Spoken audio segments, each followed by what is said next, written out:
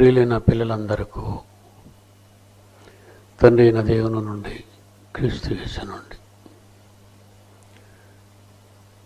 ఆత్మీయ తండ్రిగా శుభాభివందనాలు తెలియజేస్తున్నాను.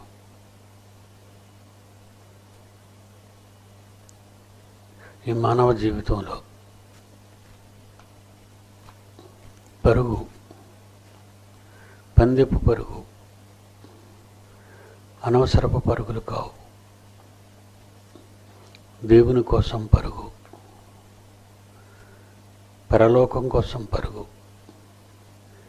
నిత్య జీవాన్ని అనుభవించటానికి పరుగు, మహాలోక ఆనందాలను అనుభవించటానికి పందెపు పరుగు. ప్రతి మనిషికి బహుమానం ఒక్కటే, అందరికీ ఒక్కొక్క బహుమానం. అది మానవ జ్ఞానము ఊహించని ఎత్తులో ఉంటుంది. ఇలాంటి విశ్వాలు ఇన్ని వందలు వేలు ఖరీదు చేయని ఆనందాన్ని ప్రతి ఒక్కరూ అనుభవించటానికి ఈ పరుగు గెలుపులో పొందుతారని దేవుని ఆశ. ఆయన సిద్ధపడిపోయాడు మనకి ఇవ్వటానికి, తీసుకోవటానికి మనం పరుగు తీయాలి. ఎన్నో ఆటంకాలు, అవరోధాలు, అవమానాలు, నిందలు, రోగాలు ఇవన్నీ ఈ పందానికి అడ్డంగా ఉన్నాయి. వీటన్నిటిని దాటుకుంటూ అధిగమిస్తూ వెనక్కి చూడకుండా ముందుకు పరిగెత్తాలి. ప్రపంచంలో మనిషి పరుగులు, లోకంలో ఈ జీవితకాలంలో సుఖపడడానికి ఎన్నో పరుగులు తీస్తున్నాడు. ప్రాణాలు పోగొట్టుకుంటున్నారు, నిత్యాగ్ని దండనకు జారిపోతున్నారు. ఈ పరుగు విషయంలో ఎంత భద్రత, ఎంత ఆలోచన, ఎంత పరిశోధన, ఎన్ని చేతలు, ఎన్ని ఉత్తమమైన నడకలు నడవలో బైబిలు క్రోడీకరించి చెప్తూ ఉంది. అపోస్తల కార్యములు 20వ అధ్యాయము 24వ వచనం. అపోస్తల కార్యములు 20 అధ్యాయం 24వ వచనం. దేవుని కృపాసువార్తను గూర్చి పౌలు అంటున్నాడు.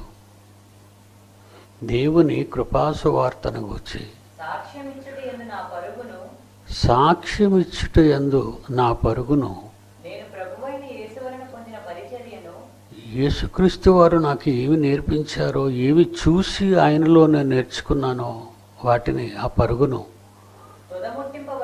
అది పూర్తి చేయాలి, గమ్యానికి వెళ్ళాలి, బహుమానం పొందాలి అని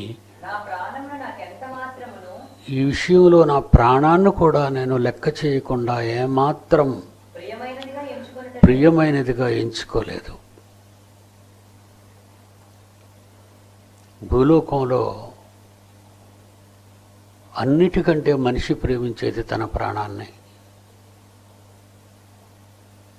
ఈ ప్రాణమే పోతే ఉన్నవన్నీ ఎవరికి కావాలి? ఒకడు లోకమంతయు సంపాదించుకొని తన ప్రాణాన్నే పోగొట్టుకుంటే వాడి బ్రతుక్కి ఏం ప్రయోజనం అన్నాడు యేసుక్రీస్తు. సంపాదించావు ఎందుకు? అనుభవించటానికి కాదు. అనుభవించావు, పోనీ అనుభవించావు, ఎక్కడికి తీసుకెళ్తావు అనుభవాన్ని? 6 అడుగులు 3 అడుగులు వెడల్పున్న గోతికి భూమిలో కప్పెట్టడానికి తీసుకెళ్తాయి. నిజంగా పౌలు లోకంలో తన శరీరానికి అవసరమైన వాటన్నిటినీ విడిచిపెట్టినట్టుగా కనపడుతుంది. వివాహితుడు కాదు, రక్త సంబంధులు లేరు, స్నేహితులు లేరు, తనకంటూ ఎవ్వరూ లేరు. భూమి మీద తనకంటూ ఎవరిని సిద్ధపరచుకోలేదు, ఏర్పరచుకోలేదు. ఒంటరి ప్రయాణం, తన బ్రతుకులో ఒంటరి ప్రయాణం. అలాంటి మహానుభావుడు ఈ పందెం గురించి, పరుగు గురించి మాట్లాడుతూ ఆయన వ్రాసిన మాటలు దేవుడు చదువునైనా దేవుని కృపాసువార్తను గూర్చి ఏ మాటలైతే మానవుని రక్షిస్తాయో, ఏ మాటలైతే మానవుని విశ్వాసం వైపు, దేవుని వైపు మళ్ళిస్తాయో, ఏ మాటలైతే నిత్య జీవం వైపు మానవాళిని పంపిస్తాయో, ఏ మాటల గురించి అయితే నా పిల్లలు త్యాగాలు చేస్తున్నారో, ఏ మాటల గురించి, ఏ సేవ గురించి అయితే నా పిల్లలు పుణ్యకార్యాలు చేస్తున్నారో, ఈవేళ మీరు జీవనబాబు అనౌన్స్మెంట్స్లో ఒక్కొక్కరి పేరు చదువుతుంటే పరవశించిపోతున్నాను. ఎంత ఇచ్చారన్నది కాదు, ఎందుకు ఇచ్చారో అని ఆలోచిస్తడం మొదలుపెట్టాను. ఎంత ప్రేమ ఉంటే కానీ ఈరోజు మనిషిని డబ్బును ప్రేమిస్తున్నాడు. దాన్ని తన కొరకే దాచుకుంటాడు, తన ప్రాణాన్ని సుఖపెట్టడానికి. ఏ డబ్బు అయితే అన్నీ చేయగలదు, మనీ మేక్స్ మెనీ థింగ్స్ అనుకుంటున్నాడో, ఏ కరెన్సీ కట్టలకు మనిషి బలవుతున్నాడో, ఏ కరెన్సీ కోసం బ్రతుకునే నాశనానికి నడిపించుకుంటున్నాడో, దురాశ ప్రేరితుడైన మానవుడు ఆ మనీని ప్రక్కకు నెట్టి దేవునికి బలివ్వటానికి సిద్ధపడుతున్నాడే. ఇవ్వటం పుణ్యకార్యం, దాతృత్వం, కృప. దేవుని యొద్దకు చేరేవి ఇవేనండి. కొర్నేలికి దూత కనబడిన తర్వాత అంటాడు, కొర్నేలి, నీ పుణ్యకార్యాలు, నీ ధర్మకార్యాలు దేవుని సన్నిధికి చేరాయి. ఏవి చేరుతాయటంటే దేవుని దగ్గరికి? 10వ అధ్యాయము అపోస్తుల కార్యాలు 4వ వచనం, 10వ అధ్యాయం 4వ వచనం. దూత వైపు తీరి చూశాడు కొర్నేలి. అందుకు దూత, నీ ప్రార్థనలు కొర్నేలి, నీ ప్రార్థనలు, నీ మాటలు, నీ ధర్మకార్యాలు దేవుని సన్నిధికి జ్ఞాపకార్థంగా చేరాయి. నేను పంపిన సేవకుని మీ ఇంటికి రప్పించుకోవటానికి, ఒక దైవజనుణ్ణి మీ ఇంటిలో ప్రవేశింపచేయటానికి నేను ఇష్టపడ్డాను కొర్నేలి. నీ ప్రార్థనలు నేను వింటున్నాను, నీ పుణ్యకార్యాలు నేను చూస్తున్నాను, నీ ఇవ్వటాలు నేను చూస్తున్నాను, నీ కష్టాన్ని భద్రపరిచి దేవుని సేవకులకు ఇవ్వటాన్ని గమనిస్తున్నాను, నీ సంపాదన దేవుని పనులకు ఖర్చు పెడుతున్నవే చూస్తున్నాను, వింటున్నాను. నా పిల్లలు చేసిన త్యాగాలు, నీ ధర్మకార్యములు, నీ ప్రార్థనలు, నీ దేవుని సన్నిధికి జ్ఞాపకార్థముగా చేరినవి. నా జ్ఞాపకాలలో ఉన్నవే. దేవుని జ్ఞాపకాలలో నువ్వు ఉన్నావా అని మెసేజ్ చెప్పినప్పుడు,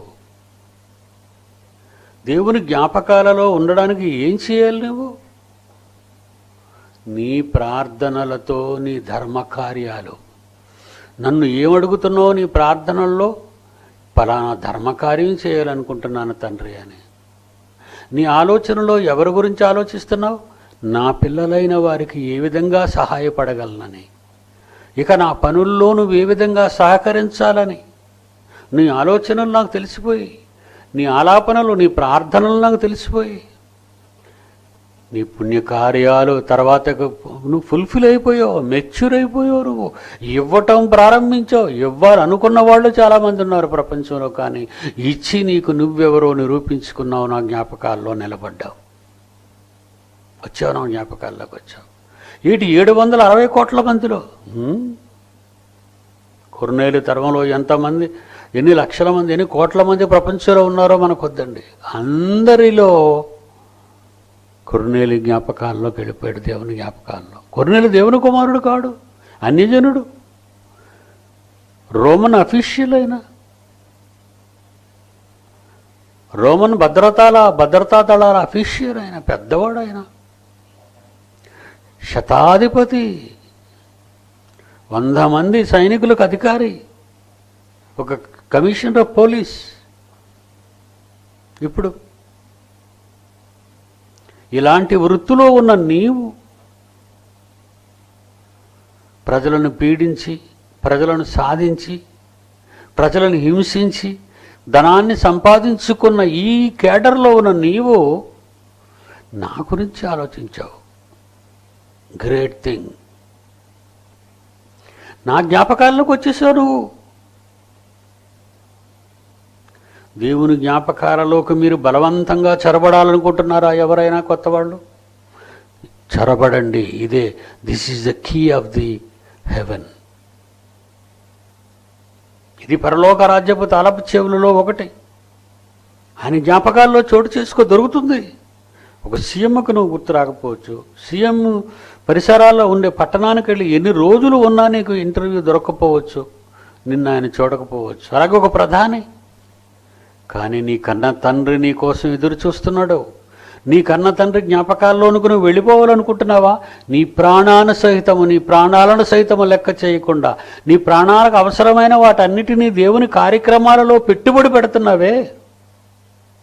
అపోస్తలుడైన పౌలు అదే అంటున్నాడు. దేవుని కృపాసు వార్తను గూర్చి సాక్ష్యమిచ్చుట యందు నా పరుగును ప్రభువైన యేసు ఎలా తన ప్రాణాలను త్యాగం చేసి బలైపోయాడో తండ్రి కోరికను సిద్ధింప చేయటానికి, ఆ పరిచర్య, యేసు వలన పొందిన ఆ పరిచర్య నేను కూడా నా ప్రాణం పోయినంత వరకు తుదముట్టించాలి, పూర్తి చేయాలి. పందెపరంగమందు గమ్యానికి చేరుకొని బహుమానాన్ని పొందాలి. నా ప్రాణాన్ని సైతము నాకెంత మాత్రము ప్రియమైనదిగా ఎంచుకొనుటలేదు. పోతే పోనీ ప్రాణం జానేదేవ్ అంటుంటారు. లోకం కోసం ప్రాణం పోతే పోనే, డోంట్ కేర్ అంటారు. కానీ దేవుని కోసం ఆ మాట అనేవాళ్ళు కనబడరు.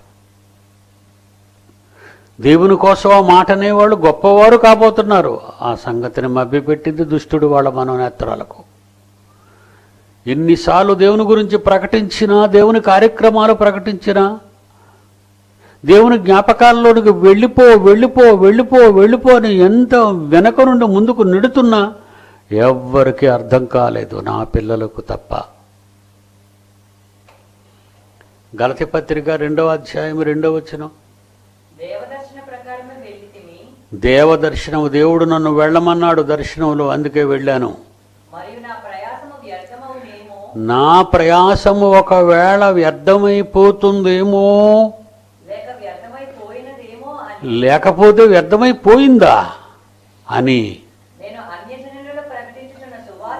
నేను అన్యజనుల్లో ప్రకటించుచున్న సువార్తను వారికి ప్రత్యేకముగా ఎన్నికైన వారికి విషదపరిచితనే వెళ్ళాను. నేను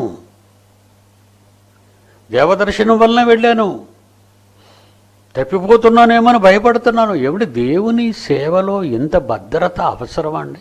దేవదర్శనమున్నా, బాగా వినాలి, దేవదర్శనమున్నా అంటే దేవుడు చెప్పినా నేను వెళ్ళినా ఒకవేళ వ్యర్థమైపోతుందా? నేను వెళ్ళకూడదని ఏమైనా అనుకుంటున్నానా? దేవుడు అనుకున్నాడా? ఒకవేళ నేను తొందరపడి ఏమైనా ఎంట్రీ ఇచ్చేసానా? ఏమండి, దేవుని సేవలో ఎంత ఆరాటం, ఎంత పరిశోధన, ఎంత విమర్శ ఉండాలండి. పౌలు గారు మళ్ళా చదువును, ఆయన దేవదర్శనము వలన, దేవదర్శనం ప్రకారమే వెళ్ళాను కదా. ఒకవేళ దేవదర్శనం అయినా నేను ఎంట్రీ ఇవ్వటంలో పొరపాటున నేను వెళ్ళాను అనుకోండి, ఎవరు ఇవ్వకూడదో వాళ్ళకి ఇచ్చేసి, ఎవరికి ఇవ్వాలో వాళ్ళకి ఇవ్వకుండా, ఎవరికి చెప్పాలో వాళ్ళకి చెప్పకుండా, ఎవరికి చెప్పకూడదో వాళ్ళకి చెప్పేస్తే, దేవుడు కదా చెప్పాడు నేను వెళ్ళమన్నాను, అది అలా తప్పు అవుతుందో అనుకోకుండా, మహానుభావుడు ఎంత త్యాగశీలండి, ఎంత మెలకువ, తన పందెములో ఎంత మెలకువ చూపిస్తున్నాడో మీరు ఆలోచించాలి. ఇక్కడ దేవుని పనే కదండి చేస్తున్నాను అని సర్దుకునే వాళ్ళందరికీ ఇది ఒక పాఠం అండి. నువ్వు ఏ విధమైన దేవుని సేవకులకు సహకారిగా నిలిచావు? డబ్బులు దోచుకునేవారికా, తండ్రి పనిలో నిమగ్నమైన వారికా?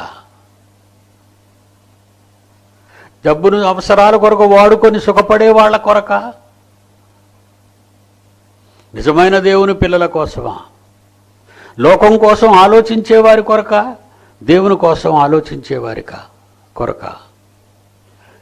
నాకు చెప్పాడు దేవుడు వెళ్ళమని, అయినా సరే నేను వెళ్ళినది అది ఎంత వరకు 100% కరెక్ట్ అని నేను ఆలోచిస్తున్నాను. ఎంత పరిశోధన అండి. గలతీ పత్రిక 5వ అధ్యాయం 7వ వచనం, మీరు బాగుగా పరిగెడుతున్నారు, మీరు కరెక్ట్గా పరిగెడుతున్నారు. డాడీ మీకు చెప్తున్నాడు అదే మాట, నా పిల్లలు కరెక్ట్గా పరిగెత్తుతున్నారు, నా పిల్లలు కరెక్ట్గా పరిగెత్తుచున్నారు, ఎక్కడ తప్పటడుగులు వేయటం లేదు. 6 లక్షల రూపాయలు ఇచ్చారండి సెకండ్ వీక్ అయ్యేసరికి. మూవీ కోసం అండి. మన శత్రువును బయట పెట్టడానికి సాతాను, దయ్యం, అది ఎలా ఉంటుందో ప్రపంచానికి తెలియదు. గాలి కనబడదు, విద్యుత్ శక్తి కనబడదు. గాలి మన ఒంటిని తాకితే అమ్మయ్య ఎంత మంచి గాలి అంటావు. చీకటిలో నీ లైట్కి పవర్ వస్తే, కరెంట్ వస్తే, అబ్బా ఎంత లైటింగ్, ఎంత బాగుందండి, మనసు ప్రశాంతంగా ఉంటుంది. చీకటిలో కొవ్వొత్తులు వెలిగించుకొని, గుడ్డు దీపాలు వెలిగించుకొని, కరెంటు పోగానే నానా బాధలు పడుతుంటామే. అందులో పసిపిల్లలతో పనుల్లో ఉన్నప్పుడు కరెంట్ రాగానే ఏమనుకుంటా, అమ్మయ్య పవర్ వచ్చిందండి. మీరు బాగుగా పరిగెత్తుతురి, సత్యమునకు విధేయులు ఒకవేళ కాకుండా మిమ్మును ఎవరైనా అడ్డగించగలరా? ఇప్పుడు సత్యానికి విధేయులుగా పరిగెడుతున్నప్పుడు ఎవడైనా మిమ్మల్ని అడ్డగించగలడా? అడ్డగించలేడు. మీరు బాగుగా పరిగెత్తుచున్నారు. నా పిల్లలు అదేనండి మెచ్చుకుంటాను. మీరు బాగుగా పరిగెత్తుచున్నారు. మీరు తండ్రి తలంపులలోనికి, తండ్రి ఆలోచనల్లోనికి పరిగెత్తుచున్నారు. మీ ప్రాణాలను సైతము లెక్క చేయకుండా భూమి మీద మీ వారిని గురించి ఆలోచించకుండా పరిగెత్తుచున్నారు.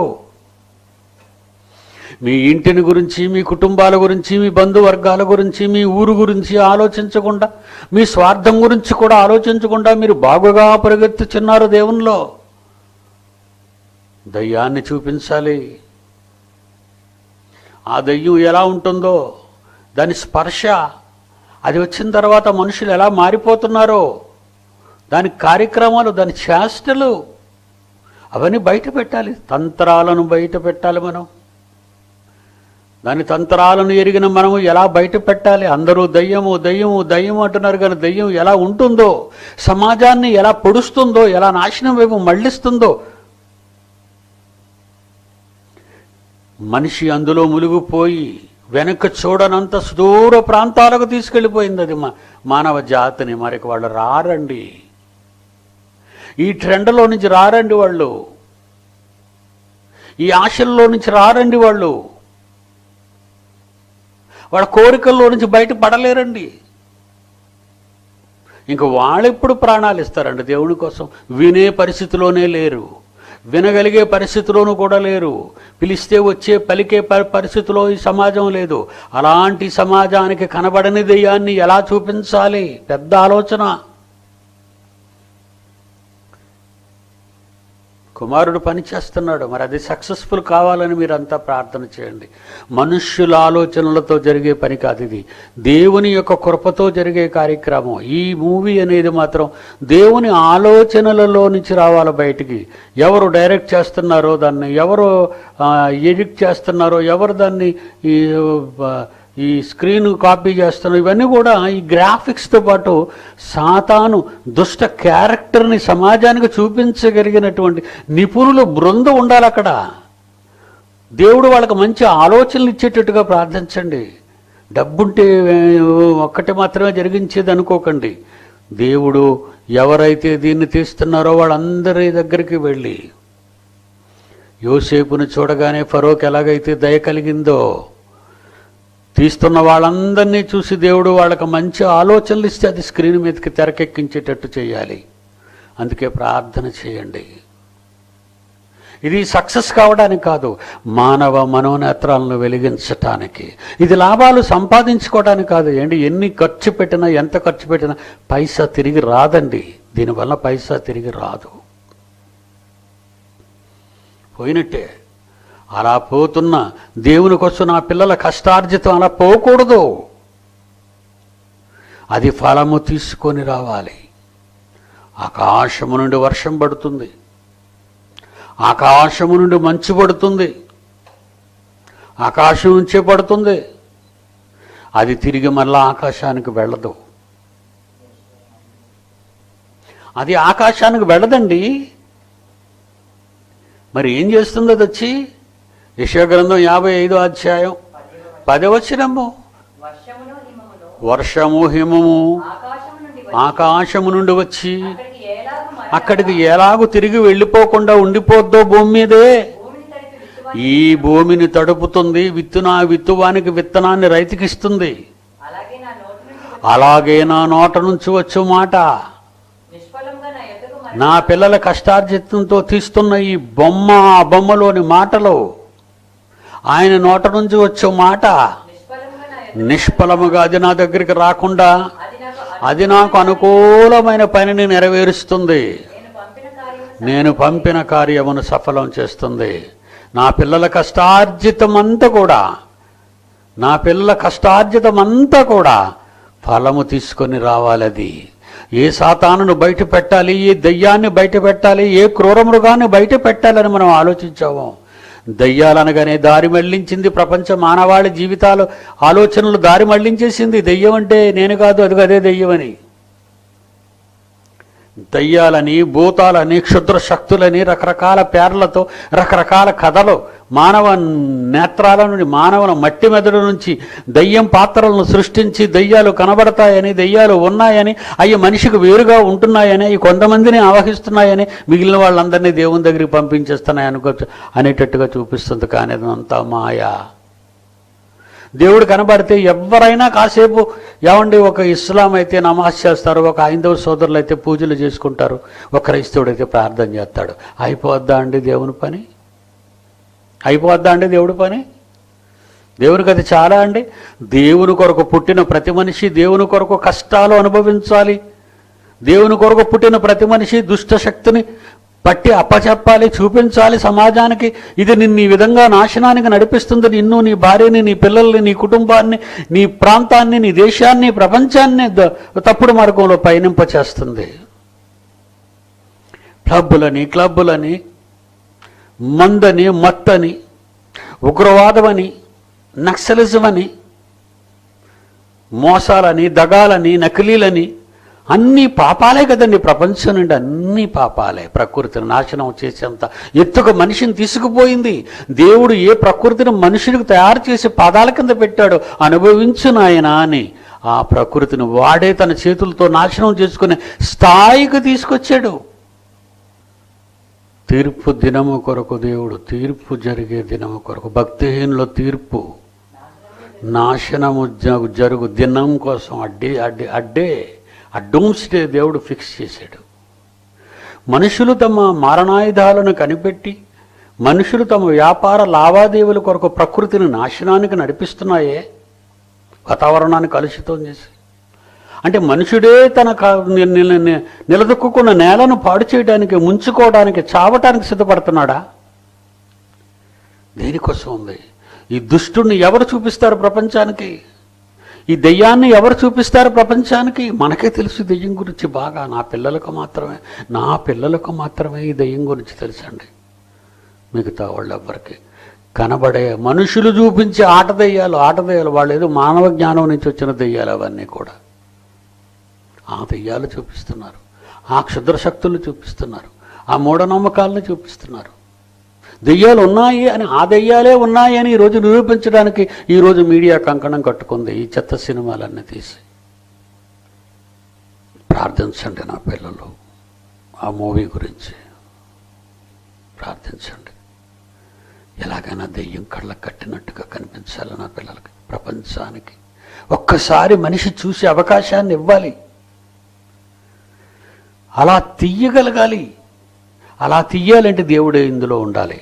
దేవుడే ఉండాలంటే ఆ డైరెక్టర్లు కానీ, ప్రొడ్యూసర్ కానీ, స్క్రీన్ ప్లే చేసిన వాళ్ళు కానీ అందరూ కూడా దేవుని ఆలోచనల్లోనికి, దేవుని ఆలోచనలు వారిలోనికి వెళ్ళేటట్టు ప్రార్థన చేయండి.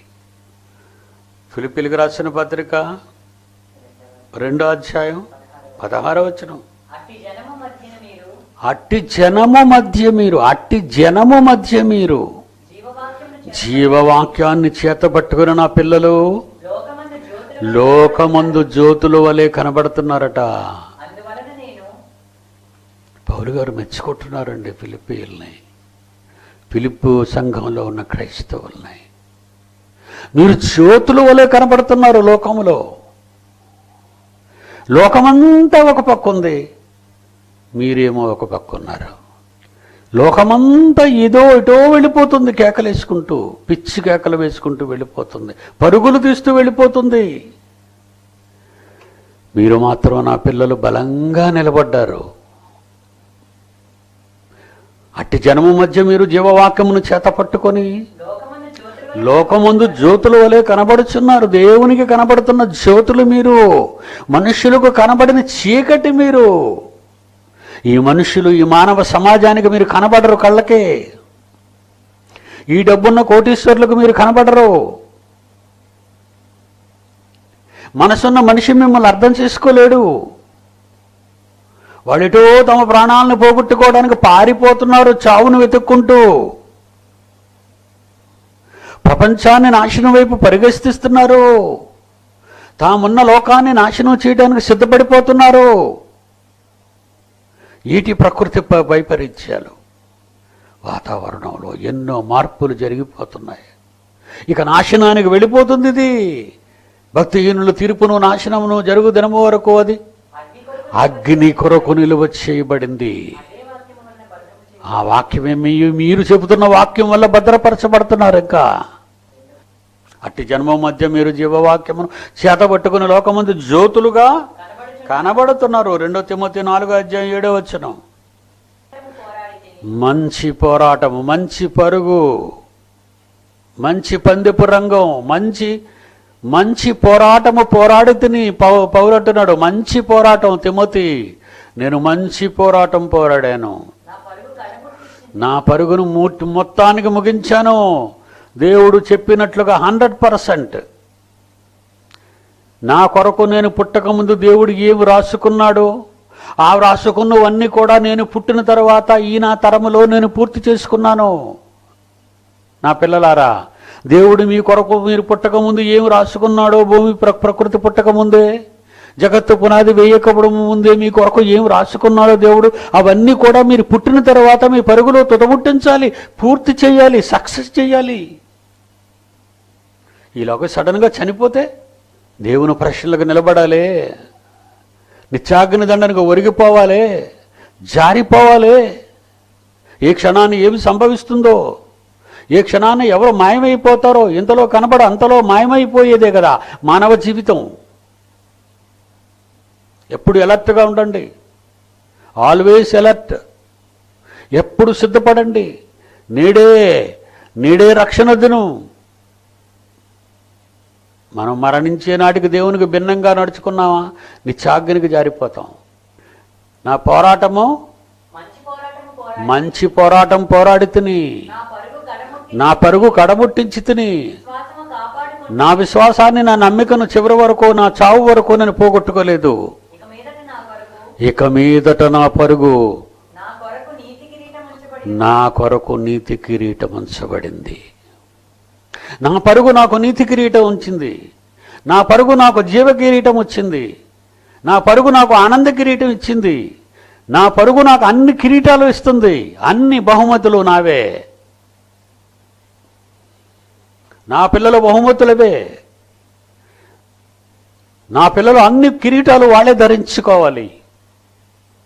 రాజులైన యాజకులు గనుక, దేవుని సొత్తైన ప్రజలు గనుక, యేసు రక్తము చేత కడగబడి పరిశుద్ధపరచబడిన వారు గనుక మంచి పోరాటం పోరాడి తిని పౌలు అంటున్నాడు, నా పరుగును కడముట్టించాను, నా నమ్మికను దేవుని మీద కష్టాల్లో కానీ బాధల్లో కానీ శ్రమల్లో కానీ ఎప్పుడూ నా నమ్మికలో నుంచి నేను దాటిపోలేదు, నమ్ముకున్నాను ఆయన్నే.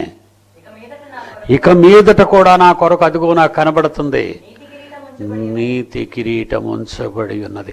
ఏమండి, మీ పరుగు నిజముగా ఈరోజు నా పిల్లలు జరిగిస్తున్న ఈ తీరు తెన్నులు మీరు చూస్తుంటే వాళ్ళకు నీతి కిరీటాలు ఉంచబడ్డాయని మీకు తెలియదా? వాళ్ళ కొరకు జీవ కిరీటాలు ఉంచబడ్డాయని మీకు తెలియదా? వాళ్ళ పేర్లు జీవగ్రంథములో కొట్టివేయబడకుండా స్థిరముగా నిలిచున్నాయని మీకు తెలియదా? ఇవన్నీ మనం విశ్వాసం వలననే తెలుసుకొని నమ్ముచున్నాము. వీటన్నిటినీ మనం విశ్వాసం వలన చూడగలుగుతున్నాము. పునాదులు గల పట్టణం అబ్రహాముకు కనబడుతుంది. భూమి మీద ఆయన కూర్చున్న పాలస్తీనా దేశం కనబడటం లేదు ఆయనకి. పునాదులు గల పట్టణం కోసం భూమి మీద తన జీవిత ప్రయాణంలో కూర్చొని ఎదురు చూస్తున్నట్టుగా కనబడుతుంది ఆయనకి. ఆ పట్టణం కోసం, పునాదులు గల ఆ పట్టణం కోసం. హెబ్రీయులకు రాసిన పత్రిక 12వ అధ్యాయం 1వ వచనం ప్రియులారా, 12వ అధ్యాయం 1వ వచనం. ఇంత గొప్ప సాక్షి సమూహం మేఘము వలె మీకు వచ్చిందర్రా. ఈరోజు మీకు ఎన్ని సంగతులు తెలుసర్రా, ఎన్ని సాక్ష్యాలు, చరిత్ర గురించా, శాస్త్రం గురించా, ప్రకృతి గురించా, సముద్రాల గురించా, ఆకాశాల గురించా, బైబిల్లోని ఏ సంగతులు, చావు గురించా, చావు తర్వాత జీవితం గురించా, చావుకు ముందు నువ్వు బ్రతుకుతున్న మానవ జీవితం గురించా, మానవ జీవితాలకు రాకముందు నీ పితరుల గర్భాల్లో 1000 సంవత్సరాలు చరిత్ర గురించా, అంతకుముందు ఆదాములోకి రాకముందు నువ్వు తండ్రిలో ఉన్న చరిత్ర, మీ ఇంత గొప్ప సాక్ష్యాలు మీకే తెలిసాయి. ఒక నిత్యజీవం ఉందనేది, పరలోకమని, కన్నీళ్లు బాధలు అక్కడ ఉండవని, ఏడుపు అనేది లేదని అది మీకు తెలిసిపోయింది. మరణిస్తే భయంకరమైన లోకానికి వెళ్ళిపోతారనేది నిత్య చావని, అది నిత్యము బాధపడతావని, అగ్ని ఆరదని, పురుగు చావదని అది మీకు తెలిసిపోయింది. ఇంత గొప్ప సాక్షి సమూహము మనకు మేఘములా ఉంది. ఇన్ని ఆధారాలు ఉన్నాయి మీరు నమ్మికలో ఉండడానికి. ఇన్ని ఆధారాలు, ఇన్ని సాక్ష్యాలు ఉన్నందున మనము కూడా ప్రతి భూమి మీద ఈ జీవిత ప్రయాణములో ఉన్న ప్రతి భారాన్ని, పరుగు పందెంలో సులువుగా చిక్కులు పెట్టి, పాపం ఈ మధ్యలో కూడా చొరబడుతుంది మనకి. నిజంగా దేవుని పని అన్నట్టుగానే మన చేత పాపం చేయించే పనులు మన ముందుకు తెస్తుంటుంది. అక్కడ మాత్రం మీరు జాగ్రత్తగా అలర్ట్. ఏంటంటున్నాడు అక్కడ? సులువుగా చిక్కులు పెట్టు పాపాన్ని మాత్రం విడిచిపెట్టండి. విశ్వాసానికి కర్త, దాని కొనసాగించువాడునైనా మన అన్నయ్యైన యేసును చూడండి. మన ఎదుట ఉంచబడిన పందెములో ఓపికతో ఊపిరి ఆగిపోతున్నా, అలసట వస్తున్నా, పడిపోతానని అనుకుంటున్నా, కళ్ళు తిరుగుతున్నా, వెళ్ళే బహుమానం దగ్గరికి వెళ్ళి పడిపో. ఆయన తన ఎదుట ఉంచబడిన ఆనందము కొరకై అవమానాన్ని నిర్లక్ష్య పెట్టాడు. ఆయన క్రీస్తు సిలువను సహించి దేవుని సింహాసనము యొక్క కుడిపార్శ్వమున ఆసీనుడైపోయాడు. ఇంత గొప్ప సాక్ష్య సమూహము మనకు సాక్ష్యాలుగా నిలబడుతున్నాయి. యేసు తన పరుగు పందెంలో నిలబడ్డాడాయన. తన కుటుంబాన్ని వదులుకున్నాడు. తన జీవితం గురించి ఆలోచించలేదు. కన్న తండ్రికి మాటిచ్చాడు. పుట్టక ముందు తండ్రి దగ్గర ఏమి తెలుసుకున్నాడు. పుట్టిన తరువాత భూమి మీద తన తండ్రి పనులన్నీ పూర్తి చేశాడు. తన ప్రాణాన్ని సైతం లెక్క చేయకుండా శరీరధారి అయి ఉన్న దినములలో ఎన్ని శ్రమలు, ఎన్ని కష్టాలు, ఎన్ని బాధలు, నరక వేదన అనుభవించాడే నీ క్రీస్తు. నా పిల్లలారా, ఈ సాక్ష్యం మీకే మాత్రమే తెలుసు, ప్రపంచానికి తెలియదు. పందెపరంగా ముందు పోరాడాలి, పరిగెత్తాలి, బహుమానం పొందనంతగా. God bless you.